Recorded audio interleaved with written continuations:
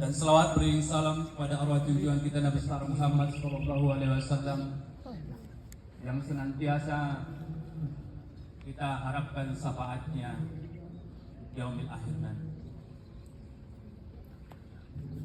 Sebelum saya menyampaikan amanat di upacara pada pagi hari ini, terima kasih kepada pelaksana upacara yang sudah mengingatkan kita kepada awal berdirinya Indonesia.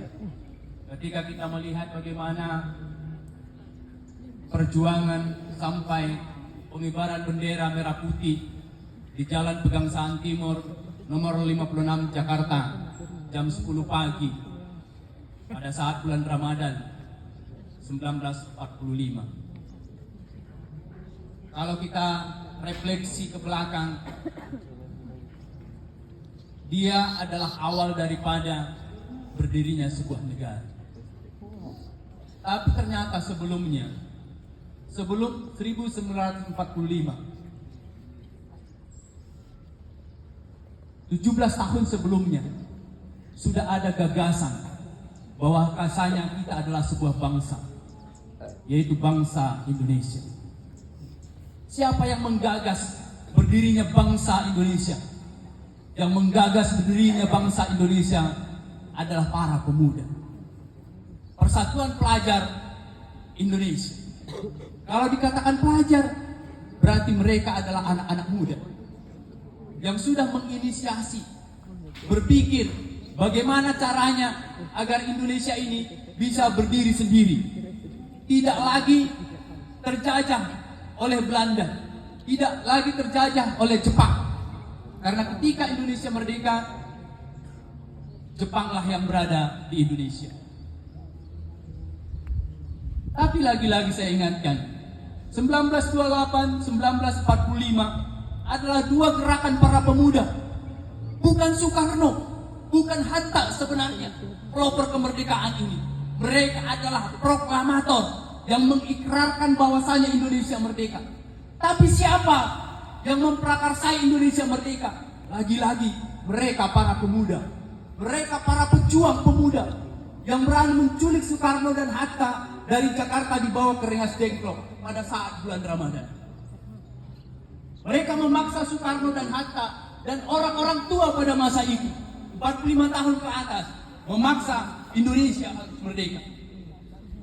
Apakah Soekarno dan Hatta mau? Tidak. Tapi karena keinginan para pemuda, bahkan mereka memaksa dengan ancaman pertumpahan darah antara pemuda dan orang tua, sehingga Soekarno dan Hatta mau mengalah untuk kembali ke Jakarta dan berkata Indonesia akan merdeka. Lagi-lagi para pemuda. 1928 juga para pemuda berpikir bagaimana caranya Indonesia terlepas dari belenggu penjajahan. Maka para pemuda di Jakarta berkumpul. Mereka berpikir, apa yang menyebabkan Indonesia lemah sehingga tidak bisa melawan penjajah? Ternyata mereka menemukan permasalahan Indonesia adalah karena kita perjuangannya bersama-sama, sesama-sesama. Apa itu sesama-sesama? Sesama orang Jawa melawan Belanda, sesama orang Aceh melawan Belanda, sesama orang Batak melawan Belanda. Maka muncullah istilah Jong Java, Jong Sumatera, Jong Celebes, Jong Batak, Jong Ambon, pemuda Sumatera, pemuda Jawa, pemuda. Mereka berjuang hanya sesama-sesama. Maka inilah inisiasi para pemuda di Jakarta. Kita ini berbeda-beda. Karena perbedaan-perbedaan kita ini harus kita bersatu. Maka perbedaan inilah yang dirajut sehingga Indonesia ini menjadi satu. Bangsa besar ini lahir dari perbedaan. Berbeda suku, berbeda agama. Maka kita lahir justru dari perbedaan-perbedaan. Maka muncullah istilah Bhinneka Tunggal Ika. Berbeda-beda tetapi tetap satu jua. Dan itulah tadi yang diikrarkan, kita bertanah air yang satu, yaitu tanah air Indonesia. Namun anak-anak kami sekalian, tanah air Indonesia yang besar ini ternyata sebelumnya ini adalah hal kecil dibandingkan kekuasaan sebelum Indonesia ada, yaitu ketika kekuasaan Majapahit dan Sriwijaya. Indonesia ini pernah menguasai sampai Indochina, Malaysia, Singapura, Thailand, Filipina, Kamboja. Itu adalah wilayah Indonesia. Jadi bangsa besar ini, tanah yang luas ini sebenarnya bukan bertambah, tapi berkurang ketika Indonesia merdeka. Pada saat apa? Setelah runtuhnya kerajaan Majapahit dan runtuhnya kerajaan Sriwijaya. Dan inilah pelajaran-pelajaran yang digagas oleh para pemuda tahun 1928. Lantas cara apa yang mereka lakukan? Ingat anak-anak kami sekalian, ternyata salah satu cara untuk menguatkan perjuangan para pelajar pada saat itu adalah salah satunya memunculkan pramuka.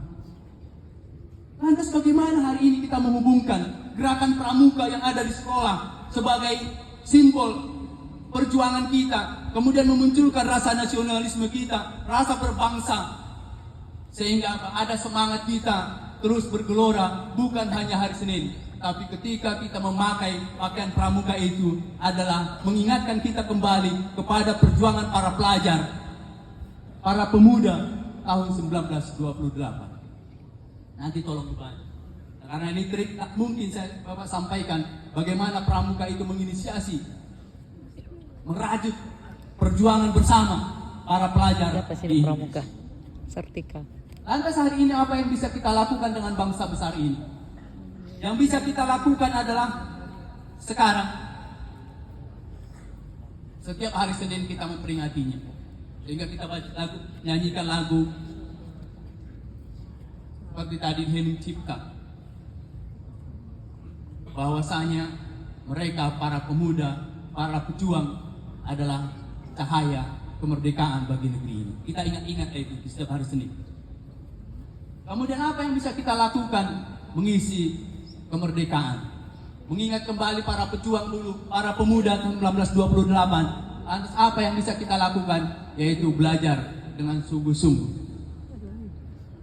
Kenapa mereka bisa? Dengan todongan senjata, todongan bedil, tapi mereka bisa belajar pada saat itu dan bisa berpikir untuk satu bangsa besar yaitu Indonesia. Kenapa dengan kedamaian hari ini justru kita lemah? Berpikirnya hanya diri sendiri, tidak untuk bangsa. Berpikir untuk diri sendiri pun tidak bisa. Untuk dirinya sendiri tidak bisa. Bahkan jangan-jangan anak-anak kami sekalian kalau diperhatikan justru berjuang untuk dirinya sendiri tidak bisa, bahkan menjadi beban keluarganya. Hal kecil. Karena Bapak masuknya di IPS ini yang banyak. Nanti coba perhatikan, sudah masuk di kelas, ada yang keluar sudah buka sepatunya pakai kaos kaki. Siapa yang mencuci kaos kakinya kira-kira? Ibunya.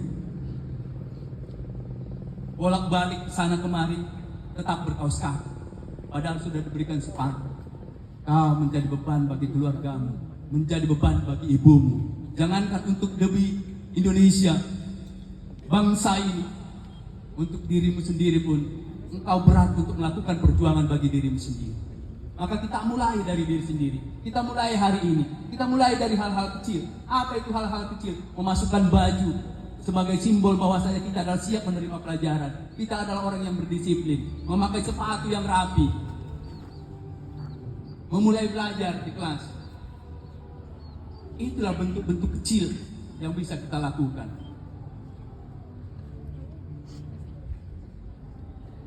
Bahkan, mohon maaf, kita selalu mengingat perjuangan bangsa, para pejuang. Bahkan ada siswa kita datang ke sekolah tak bawa buku. Kasihan. Datang ke sekolah tak bawa buku. Bahkan pulpennya pun tidak ada. Pulang sekolah tak bawa apa-apa dari sekolah ini. Kau sudah menjadi beban orang tuamu. Jangan-jangan orang tuamu juga sudah lepas dari dirimu, membiarkan yang penting kau tamatkan sekolah. Terserah kau mau jadi apa, sehingga tidak ada lagi untayan doa-doa ibumu terhadapmu. Karena apa? Karena sudah pesimis terhadap dirimu. Para pemuda adalah mempunyai masa depan. Ketika kamu tidak memiliki masa depan, maka kamu bukan pemuda yang diharapkan. Jangan-jangan kamu menjadi beban negara ini. Maka kita persiapkan diri kita, yaitu menuju Indonesia Emas 2045, yaitu 100 tahun Indonesia merdeka. Persiapkan dirimu, isi kepalamu, jasadmu dipelihara, supaya kamu bisa bertarung di era perdagangan bebas di masa yang akan datang. Pesaingmu bukan tetanggamu, bukan yang di sebelahmu, bukan teman sekelasmu. Persainganmu adalah ASEAN utamanya, Malaysia, Singapura, Thailand, dan Filipina, dan sebagainya. Jadi persiapkan diri kita. Ketika kami tidak ada persiapan, maka jangan yakin bangsa besar ini akan maju di 2045. Jangan berharap bahwasanya Indonesia Emas 2045. Jangan-jangan 2045 Indonesia ini adalah Indonesia lemas, Indonesia cemas. Karena hari ini sudah kita rasakan bahwasanya keadaan para pemuda, keadaan para remaja adalah sangat mengkhawatirkan, sangat mencemaskan kami para guru. Sehingga rubah itu, supaya kami punya optimisme. Kami yakin bahwasanya kelak tua kami nanti, kalian adalah orang-orang yang mampu mempertahankan negeri ini, memelihara bangsa ini. Bukan Indonesia lemas, bukan Indonesia cemas. Tapi memang Indonesia Emas 2045. Demikian, Assalamualaikum warahmatullahi wabarakatuh.